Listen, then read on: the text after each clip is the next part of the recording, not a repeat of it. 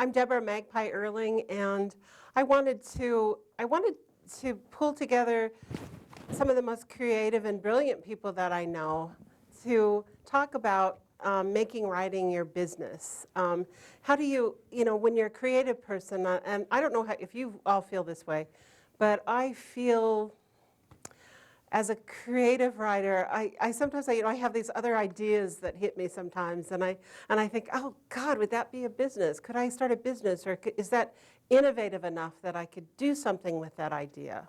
So I thought that I would bring these wonderful people together, and I'm going to have them introduce themselves. I thought I'd bring these wonderful people together who can talk about the business practices that they have, what they've started, what they do, how they put their creativity into the business world and into the business realm. And I'd like to, I'm going to open this up for conversation. I'm going to talk about some of the ideas that I've had for a possible business that might support graduate students and might support writers in our community. So I'm going to start with my dear friend Chris Dombrowski, and I want you to brag about yourself a little bit, Chris, and tell us about not only not only your business with Beargrass, but I'd like you to also talk about your publications and.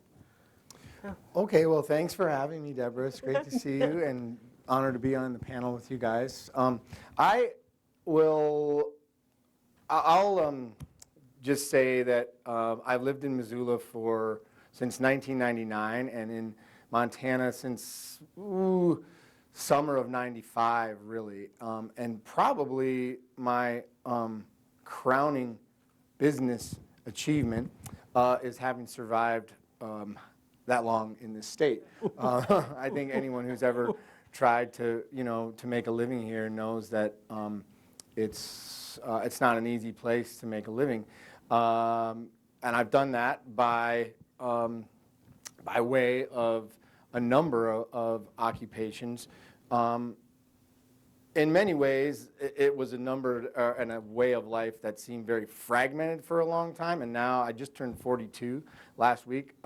I feel finally that my varied occupations as writer, teacher, fishing guide, director of writing workshops. I've worked very briefly as a development director for a nonprofit, very briefly because I wasn't very good at it.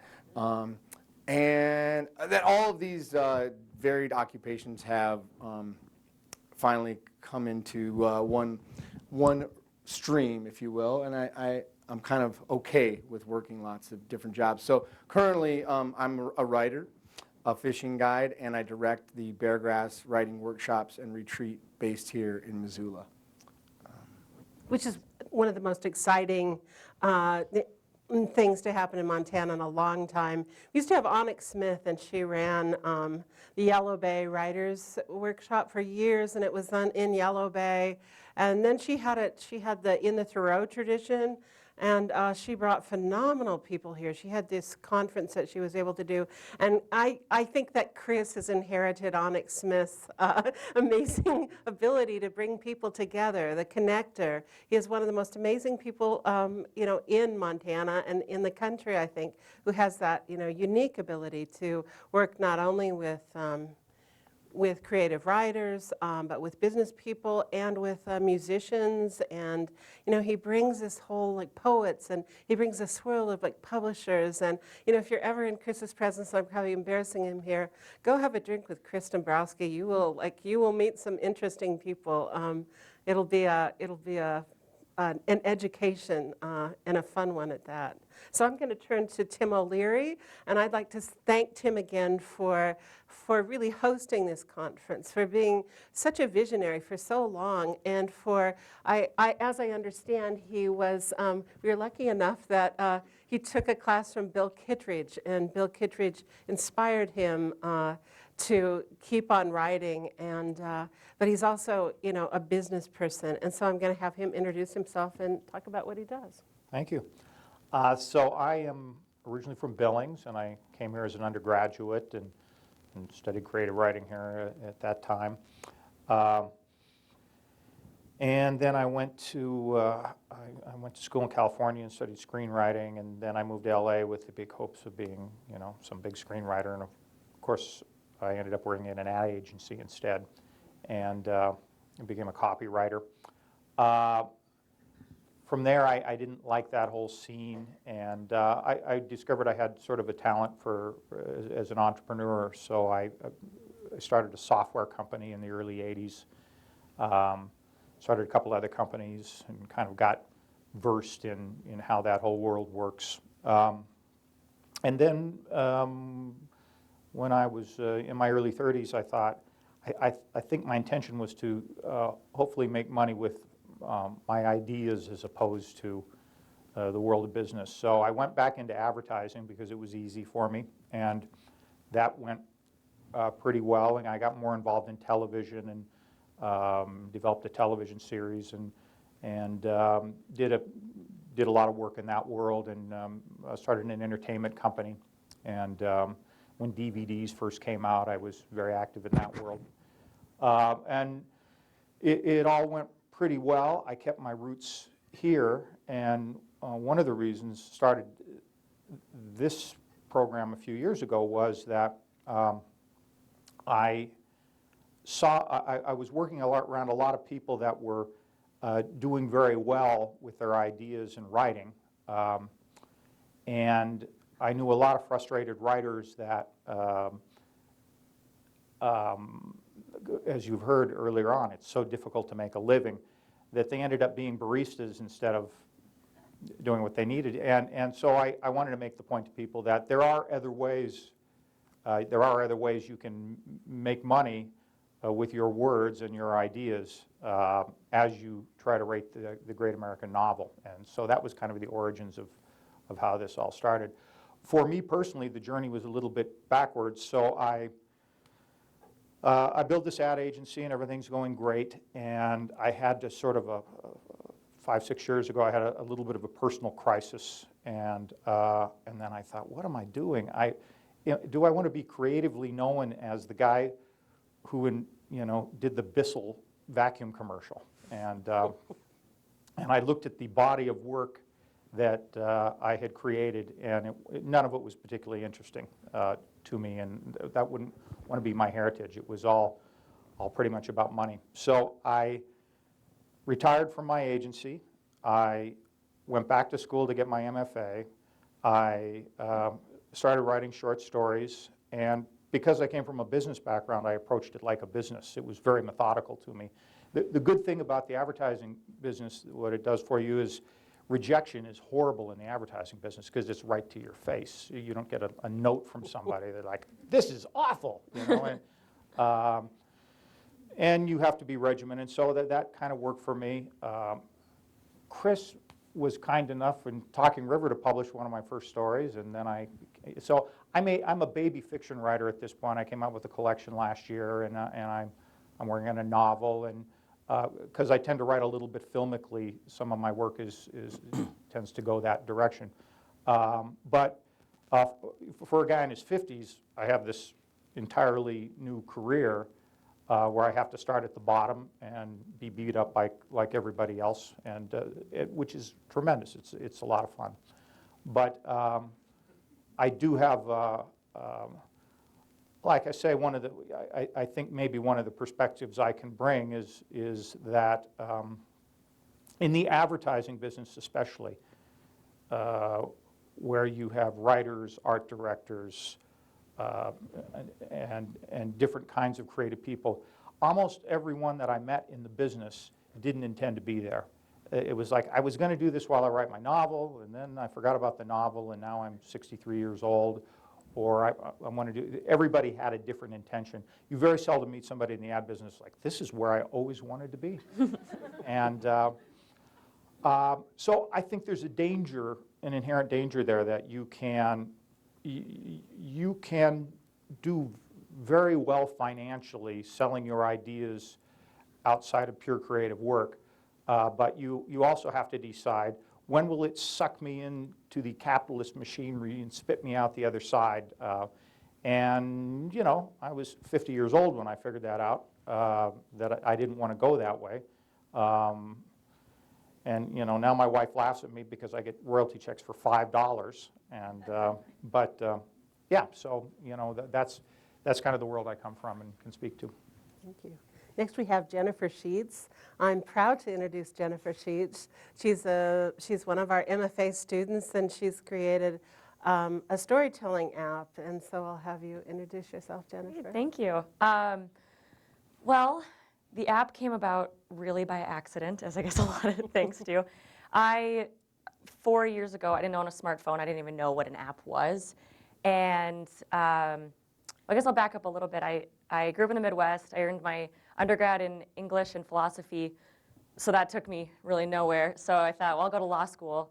And I'm really good at networking, so I just started asking everybody, like the ad industry. I started asking lawyers and judges about their life and their job, and not one person really had anything positive to say. So found out a month before moving to New York that I was like, this is not the choice for me. So I was falling just away from creativity a lot. And so then I got my master's in public administration, and I was going to become a very creative bureaucrat.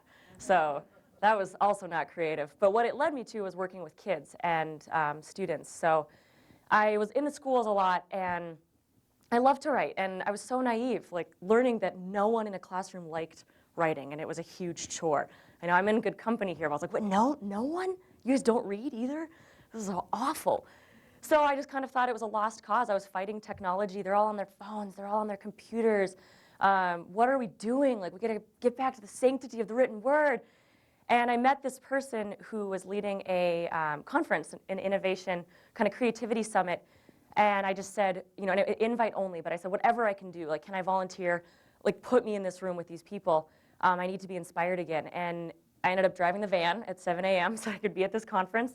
And I was surrounded by people in the tech industry and the creativity world. And I was talking to some high school students there, and again, they were telling me how much they hate writing. But they would tell me these eloquent stories of how much they hated words. I was like, do you know what you just did? You just told me a story. So that day, as I was sitting there terrified of technology and all these people in this room, we got asked this question, and to journal it: what is your big audacious goal? And I wrote down, which I still have in a journal, I'm going to revolutionize the way writing is taught in our public schools. I didn't know what that looked like, but I said it out there, and I started talking to some tech people. I didn't want to admit that I didn't have a smartphone. I didn't really know what an app was, but I said, I think I'm going to create an app. And so what is an app first? So I went up to someone and I said, this is still the best advice I've ever received, but I said, so, I kind of have this idea. I kind of have it mapped out in my head of how I want to help students write on the computer, but I don't really know if it's possible. I don't really know if it would work. He goes, I'm going to stop you right there. Don't ever ask if it's possible. Assume it already is. And from there, it just took off. So just through my mentoring and people in my life, I have created Story Squares app. And I'm really glad this isn't titled How to Make Money, because we're not there yet. But we've tested on over 200 students, gained a lot of traction and good attention. So it's getting there, which is exciting. Thank you. Next, we have Paul Gladden. I met Paul. I walked in. He used to be in the UC. And I had this big idea, and I actually was really afraid to come in because I thought, what do I know about business? And I come in as, and I felt like, well, at least I'm the director of creative writing, so I don't come in like a nobody and present my business kind of idea. And I was fortunate to have a meeting with Paul, and he is so open to faculty and students who have creative ideas. And one of the things that was really surprising, Paul, I have to say this, I was like, oh, geez. He said, this university doesn't work this way where I come from. And I was like, what? And he said, you're all off doing your own things in your separate departments. You're all separated. And you're not talking together about the things that you could do. And so he was kind of like, of course, creative writing and business could go together. And at the time I had this idea, the big Montana story, because I teach storytelling. And so I went into Paul, and he inspired me. And I didn't know how big this creative writing position, the director of creative writing, was going to be. So I kind of put it off on a shelf for a while.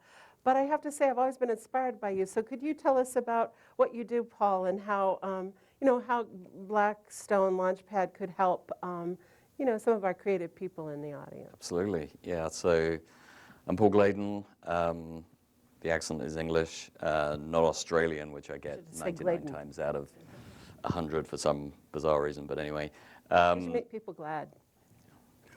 so the program, the Blackstone Launchpad, is a program that helps students, faculty, staff, and alumni that really have an idea. And we're completely idea agnostic. We're not the Shark Tank.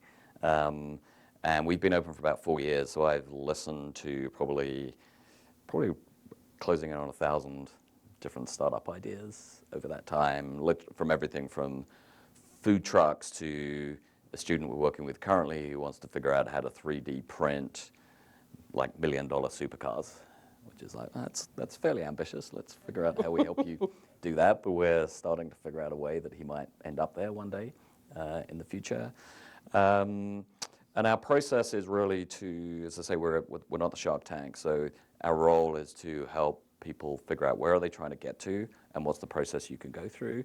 And of those 1,000 ideas, I don't think I've ever heard an idea where I'm like, that's just not going to work, even though I'd never tell anyone that. It's like there's some seed in what they say that has opportunity and potential to it, so let's figure out how do we foster that, how do we help someone kind of navigate that path, and then how do we connect them with people and resources that can make that happen. So there is absolutely no doubt in my mind that kind of things that you're interested in from a writing perspective, that there are numerous opportunities for you to take your passion and find a way to pursue something which, and just to give you a little kind of career history, for me, I describe myself as a recovering accountant, so I spent the first part of my career in one of the world's kind of major accounting and consulting firms, and then ended up sort of moving to Missoula for reasons which we don't need to go into, and sort of ended up at the heart of this entrepreneurial thing. And one of the things I say to people, I mean, to Tim's experience of sort of being in that kind of capitalist business world, I've definitely lived in that and then realized kind of in some ways, although somewhat after the event, yeah, why was I doing all that work, and did it really make any difference, and does it really matter, as opposed to what I feel like I do today? But I want to also help you understand that kind of business concepts and business tools aren't all, they're powerful and effective, but they don't have to drive you to sort of maximizing profit. Unless you have external investors, you have the option to create something that's your goals and your pace for what you're looking to do. And there is a spectrum from for-profit to not-for-profit and social entrepreneurship somewhere in between that you can kind of build towards. So don't view business as like kind of, geez, if I start a business, then I've sold my soul to the devil. There are ways you can do that. We can help you if that's really what you want to do, but there are other options too in terms of building a business that enables you to pursue your passion, to engage other people in that, to have an impact kind of on the people that you want to have an impact on, and potentially make some money along the way for you and maybe for others, but you don't have to just focus on making a profit. So. I'm going to turn to, I'm just hoping that there'll just be a really rich conversation. And I'm going to turn to Chris, and could you just talk about, how you started Beargrass, how you've kept yourself alive as a writer, and, how did that creative idea come to fruition? And For sure, and it's lovely, I'm already sensing some braids in the discussion. When Tim mentioned he had a crisis of sorts after working, very successfully in the ad world for many years. I think, Deborah asked us some really nice questions in preparation. One was, what was your inspiration? And I think, whether it's artistic or whether the impetus is artistic or of a business nature, there's often a crisis at the root of inspiration, right? How many in the audience are in the MFA program right now or recent grads? And how many are, is the trend to get your MFA and then go get a teaching job, or has that trend faded out in the last decade or so? Everyone shrugs, right? We don't know what we're doing after. Okay, right. That's fair enough. I think of myself as business-minded only by necessity, really. I'm a poet and a bird hunter at root, and that's not really the apex of practicality. As a friend of mine who's an elk hunter often says when I show off my harvest of a grouse or a pheasant, yeah, that and another elk and you'll be set for the winter. So I graduated from the MFA program in 2001, and I had guided fishing trips for a couple of years before that, and I figured that after I got my MFA, I would go on to a teaching career, and I'd sell my boat, and I wouldn't ever guide again. At that point in my life, guiding was very transactional. I did not have a very deep relationship with the vocation of guiding, nor did I really. I thought I did, but I didn't have a real relationship with the landscape itself. So I thought, well, this is a great way for me to essentially buy myself some time to write. I knew that after I had graduated, I didn't have the qualifications to go on and get a teaching job that would be, a worthwhile one. So I guided during the summers and wrote during the winters, mostly poetry. In fact, all poetry at the time. I thought at that point in my life that writing prose was, impure or whatever. I don't think that at all anymore, but I did at the time. I was probably also under the false impression that, and I don't want this to come off the wrong way, I want it to come off as potentially liberating. I was also under the false impression that somehow going straight from an MFA into a teaching career was this like pure path that was, the apex of poetry or art. That was before I had been to enough faculty meetings to realize that really that's that's not the case at all. That one's writing and one's art are often very separate from the way one earns a living. And for a long time I wasn't okay with that, and then I was. So I'll fast forward probably 10 or 15 years after that point. I had finally, after publishing a couple books of poetry and teaching here as an adjunct, gotten a job in Michigan at a great little school called Interlochen, which is a center for the arts, and it's a lovely kind of boarding school with fantastic students. Actually, I took the job of, was Driscoll your teacher? Yeah. Just Jack's job. A guy named Jack Driscoll, who teaches at Pacific, where Tim got his MFA, had retired, and I walked into this job. So that was fantastic. It was my first real job. My dad was really excited. Here you are. You finally have a job with insurance, et cetera, et cetera. And about 10 minutes into the job, I thought, no, I can't do this. Mostly, I decided very early on that we had rooted ourselves quite deeply in Missoula with a family. Mary and I have 3 kiddos together. So I missed Montana, to steal a phrase from William Kittredge's Rossi Benasco, the main character in The Willow Field. I missed it like a blanket, he says.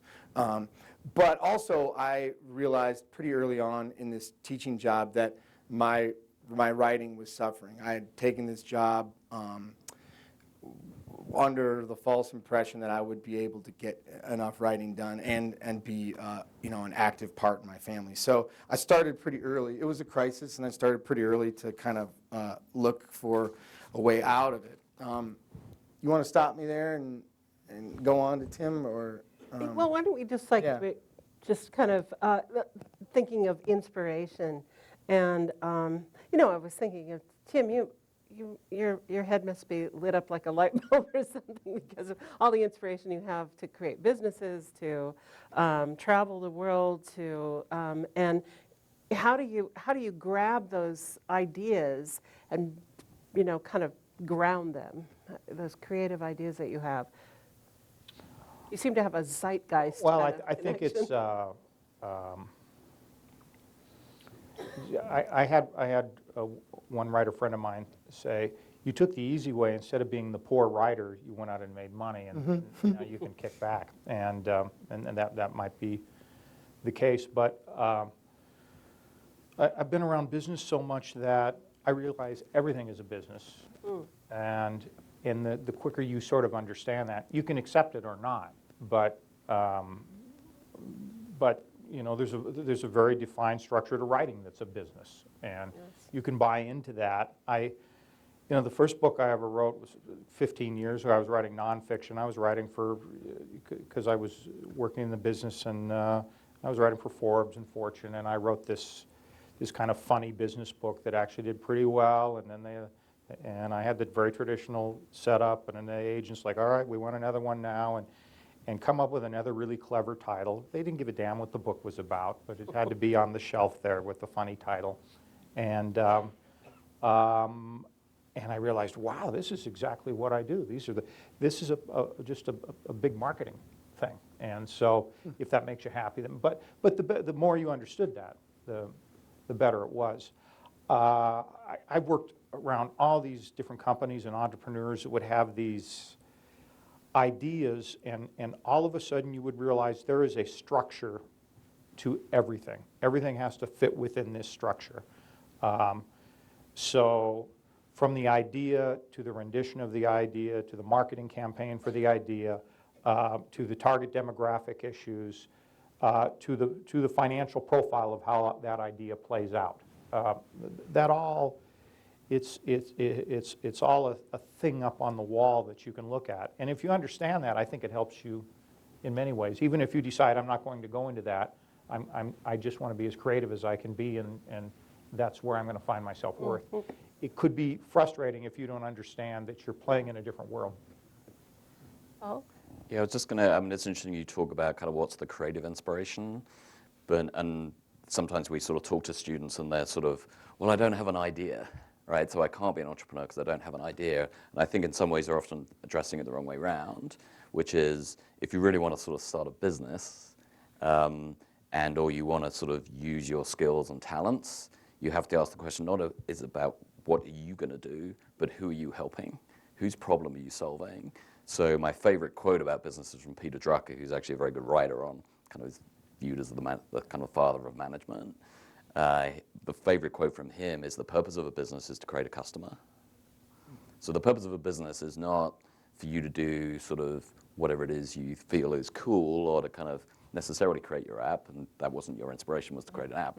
Your inspiration was to solve a problem. So you want to step back and say, who can I solve a problem for? If I can solve a problem for someone, then they might be a customer for that. They might pay me to do that. And then if I can do that, I can start to build a business. Now, the side effect of that may be your ability to kind of do something cool. It might also be to make a shitload of money, but that's not the starting objective. The starting objective is create a customer, find someone who you can solve a problem for. So figure out, in terms of your sort of writing skills and your writing passions, it's like kind of, gee, who would value what I can do for them? Who can I solve a problem for? And then there are kind of myriad opportunities for you, particularly if you can maybe kind of marry your writing skills with some other domain that you're passionate about. Then I think there's lots of opportunity. can we go back to you then, like solving a problem, and was that your approach, or was it, how did you come about Beargrass? And Well, for those maybe in the audience who aren't familiar, yeah, so Beargrass is a retreat. Well, it's a conference really. We hosted at the Ebar Ranch, which is an 8,000-acre ranch up on the Blackfoot. And I was in Michigan and fortunate enough to meet a guy named Doug Stanton, who he should be someone who's here next year. Doug is he's a MFA poet from University of Iowa who basically abandoned the field of poetry to write 3 very successful, I would call them journalistic nonfiction books. His latest is The Odyssey of Echo Company, which is everywhere, but he also wrote that book called Horse Soldiers, which is the movie 12 Strong, that's out now. Doug founded in Traverse City something called the National Writers Series. And when Traverse City is a town much the size of Missoula, maybe a little bit smaller, very literate town, and they have no MFA program though, no university, great restaurants, great bars, but they can fill once a month 300 to 600 seat opera house with a writer and a discussion. So Doug founded this, and he's friends with all the, the kind of big names in the publishing world, and so they're able to, they have a, sometimes a literary crowd, which Richard Ford might be there one week, and then, some big cookbook writer the next week or something like that. Anyway, Doug said, do you want to go to work as our executive director next year? We know you don't want to stay in your teaching job. And I said, no, but can I see your business plan, because I want to take this exact thing to Missoula. So I wrote a grant to a local Missoula foundation, and was fortunate enough to get it. At almost the same moment, probably the same week, I also got a contract for my first book of nonfiction, so I had to put Beargrass on hold with the permission of the funders for about 18 months. And we host this retreat conference at the Ebarl, which is an 8,000-acre ranch. I'm trying to gather a list of people we've had. Deborah's been there. Smith Henderson was there last year as a guest. Amelia Gray, James Galvin, Onyx Smith. Sherwin Bitsui will be there this year. Chip Blake from Orion, who's the publisher and editor of that magazine. Also Nathan Hill, who wrote a novel called The Knicks, you may know. So we're growing. This will be our 4th year, and we have about 100 attendees a year. Some stay at the cabins on the ranch, and some come and use the programming on kind of a day pass level. The problem that I had, to go back to what Paul was saying, the problem I had was I needed an excuse to get out of my job. It really was not okay for me from a family standpoint to just say I was going to quit this job, and be a writer, which is theoretically what I already was, right? So that was, the problem. But as far as a customer, I kept thinking of this community as the richest literary community in the country, really, per capita. The resources that we have, the people who have spoken here today, it's an embarrassment of riches, really.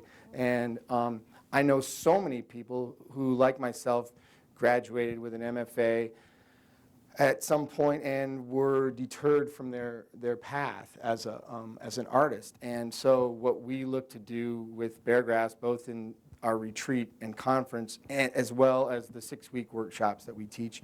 I have a wonderful co-director, Robin Troy, who's a whiz as a grant writer, and she's been able to take us into 501c3 status so that we can fund community workshops as well. But the customer that I was thinking of was essentially that person whose path as an artist had been deterred and needed some kind of, regeneration, if you will. So, sorry to run on like that. But. No. And I was thinking, whenever I have worked with my students, I thought you asked a really interesting question, and something that I think we're all kind of, I sound so old when you say in this day and age, but in this day and age, I think people have always, probably from time immemorial, have wanted to do meaningful work.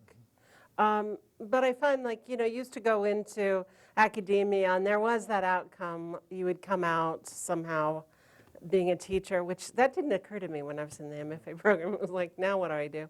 But I think that the opportunities were available. They just aren't anymore. It's such a hard thing. Like, people will say, I just got an academic job and I feel like I won the lottery. And you see these postings where rarely someone will get an academic job.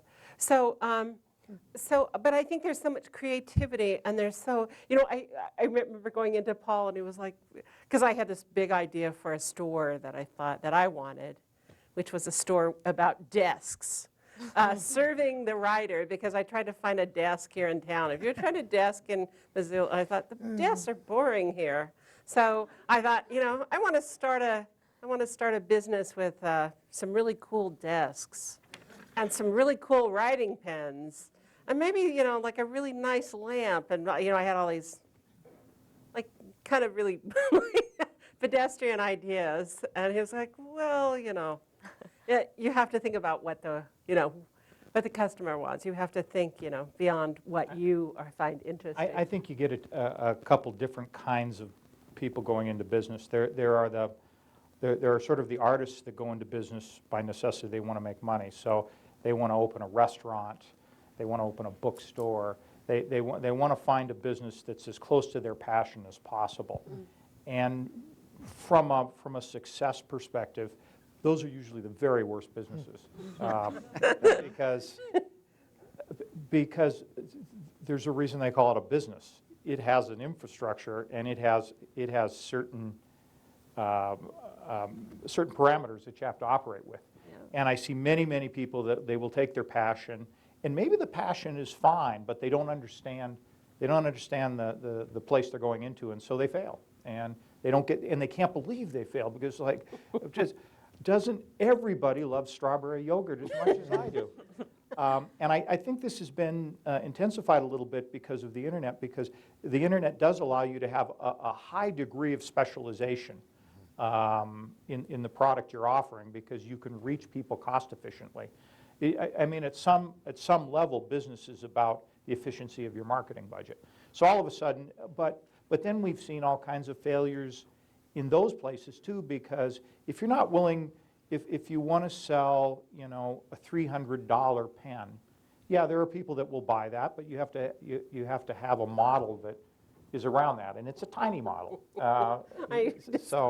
I discovered this right away when I was talking to him. He was kind of looking at me, nodding his head, but. Yeah. When you talk about selling desks to people, there's a lot of things that go off in my head about why that's a bad idea.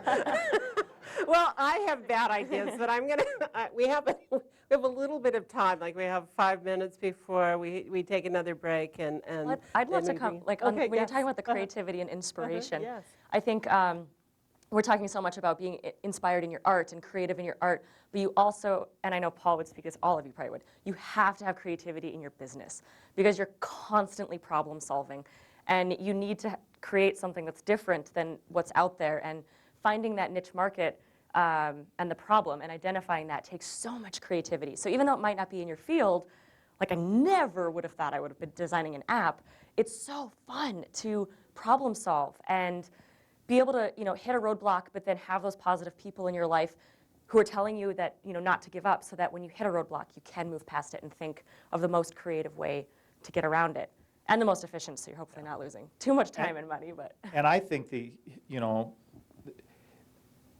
optimal thing is if you can take your passion and intersect it with a business that works. That's really wonderful. That's much better than just chasing the money. oh, absolutely. Yeah. Well, we have time for one question, and if you want to, or a pitch if you have an idea. Does anyone? I see a gentleman up there. Personally, I'd like to hear more kind of about the app that you created, kind of what it is. Yeah, definitely. Thank you. So Story Squares app is a digital writing platform. It's web-based. I sound like I know what I'm talking about, but really I've been practicing this for so long. So it's, which means that students can use it on any computer in the classroom. I didn't want it to be specific to one model. But what it is, it's so it started that I was working out a story on a piece of cardboard at home with sticky notes. And I'd been working on it for a few weeks, and eventually the sticky notes are over here, and they're getting lost, and my dog ate one, and they're gone. I thought, this is the most inefficient model, but I know a lot of writers do this. Well, why don't we just make them digital? So they're digital sticky notes that students can move around, and they offer them guides. So if any of you remember writing a persuasive letter in 5th grade, I've had a lot of students do that. Dear Mom, I want an iPhone, and this is why, the 3 reasons. Well, we teach them how to walk through that. And it also walks them through a story narrative, how to put in the rising action and the climax, and very simple, but they can move the squares around. And then all of the information is auto-populated into a full document, which then they share with their teacher. So all of a sudden, all of these 10, 15 pages of paper that they then have to type up, it's all in one place. When I was doing design testing with students, and I would bring them into a room, give them a marker board and a bunch of markers and candy, which is instantly, they're so excited. And I drew 6 big squares, because this is kind of an idea that I had, but I really wanted to get it from the kids. And I said, all right, if I asked you to tell me a story right now, what would you do? And I just stepped back. Every single one of them started in the middle of the story, because that was the exciting part. You can't do that on a Word document. You can't even really do it on a piece of paper. I mean, you could. It's just going to be a little messy. So in this, we wanted to create total creative freedom, but with also creating a little bit of structure, because I'm a firm believer that I don't think structure is a bad thing. I think all the greatest chefs in the world started with recipes, and you know, the prompts they inspire us, and so that's yeah, that's pretty much the basic outline. So, thank you. One more question? Anyone? Yes. So just speaking of catering to your niche market, like this next generation of writers, this app clearly is one way to kind of inspire them and make sure that the market continues to grow as some of us get older and stop using technology like that. Do you guys have any ideas, like writers' workshops for children or any other ways to kind of get what we're doing now into public schools, or at least into their, I don't know, summer programs? That's a great question. So she asked if you didn't hear it about what we're doing now as writers and creators, how can we be influencing the youth and creating maybe sustainable businesses, maybe. I think the Writers Collaborative, you know, really is really forward-thinking in Missoula. So I encourage all of you know, you young writers to get in touch with Carolyn Patterson, who's the president of that organization, because she reaches out, her and Cheryl Northey, to all these, you know, these kids in the schools, and they're writing these incredible poems, and they get them early. So it's a wonderful, it's a nonprofit, and they're out at Fort Missoula, so. And I think Get in touch with them, yeah. there's kind of two things that I believe moving forward with this art is that, one, cream always rises to the top. The good stuff is going to last. But then also working in the nonprofit where I did, we left with a great piece of advice for everything we did working with families and children is you can't force something, you have to meet your users where they're at.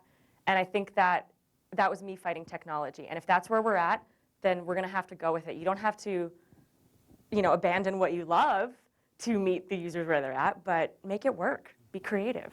I think there's another major thing now that's sort of related to that, and that is that education is under attack, and specifically the arts are under attack in our systems, and it's unfortunately not valued by a lot of people now, and that's where they want to cut, and you know, whether it's at a grade school level or a university level. Having been a trustee here, I can tell you that there's a lot of fighting going on just trying to maintain dollars, because it's much harder for people to perceive why we need artists. It's easier to understand why we need a steel worker, and then all of a sudden, well, maybe that's not right. So I would encourage people to kind of delve into what's happening in their own educational world and be supportive of those kind of things. Thank you. Well, that's all the time we have. You have to stick around because our really big, our next big thing is Gary Fiskett-John will be in conversation with David Gates. You don't want to miss it. So come back in 10 minutes.